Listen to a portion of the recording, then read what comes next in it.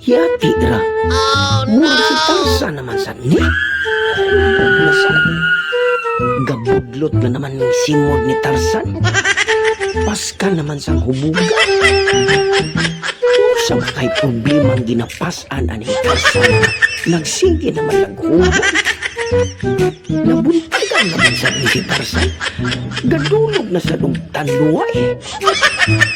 Maayo naman lang paslang ang bahaw ang sinunod. Wala naman sad kaabot si Tarzan sa iyang boarding house. Ibabaw sa punuan sa kahoy. Paglihan naman sa doong ilong ni si Tarzan. Mura man sa doong bilat. Bruh.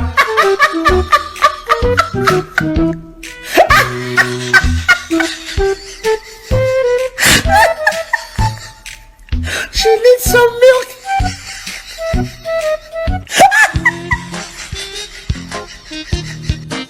Ayoko eh. Ayoko eh. Mataba ko po eh.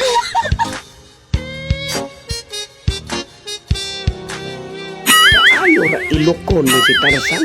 Perti mang balhibo ang ilok. Hoy! Bangon niya Tarzan! Ilokon ka karon.